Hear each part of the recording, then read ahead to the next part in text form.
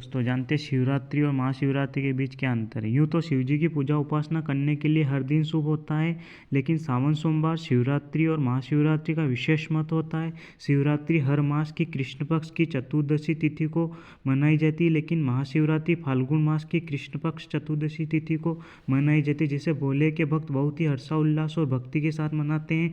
महाशिवरात्रि के दिन शिव भक्त अपने आराध्य का आशीर्वाद प्राप्त करने के लिए उपवास रखते हैं और रात्रि के समय जागरण करते हैं। आइए जानते हैं आखिर शिवरात्रि और महाशिवरात्रि के बीच क्या अंतर है। हर माह की कृष्ण पक्ष की चतुर्दशी तिथि को शिवरात्रि का पर्व मनाया जाता है। इसे मासिक शिवरात्रि के नाम से जानते हैं। ऐसे में साल भर में 12 शिवरात्रि पड़ती है।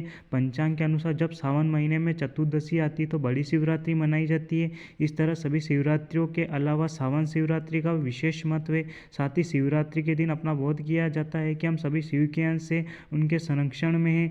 सभी शिवरात्रि में फाल्गुन मास की कृष्ण पक्ष को चतुर्दशी तिथि को आने वाली शिवरात्रि को महाशिवरात्रि कहते हैं। इस दिन देश भर में बहुत धूमधाम और भक्ति से मनाया जाता है। महाशिवरात्रि के दिन उज्जैन में महाकालेश्वर मंदिर में लोग दीप स्तंभ लगाते हैं। लोग दीप स्तंभ इसलिए लगाते हैं कि ताकि शिव भक्त शिव जी के अग्नि वाले आनंद लिंग का अनुभव कर सके और जान सके शिव का ना तो आदि है ना अंत है। महाशिवरात्रि के दिन शिव और माता पार्वती का विवाह हुआ था, इसीलिए यह दिन बहुत खास होता है। यह शिव जी को यह दिन बहुत ही प्रिय है। माता पार्वती की कठोर तपस्या के बाद शिव जी ने उनको पत्नी रूप में स्वीकार किया था और इस शुभ दिन पर विवाह किया था। इसीलिए रात में कई जगह शिव बारात भी निकाली जाती है, लेकिन ज़्यादातर लोग केवल महाशिवरात्रि को इसी वजह से जानते हैं। लेकिन इस पवित्र से दिन की कई कथाएँ जुड़ी हुई है जो दर्शाती कि आखिर महाशिवरात्रि का पर्व महत्वपूर्ण क्यों। ईशान संहिता के अनुसार फाल्गुन मास की कृष्ण पक्ष की चतुर्दशी तिथि को महादेव शिवलिंग के रूप में प्रकट हुए थे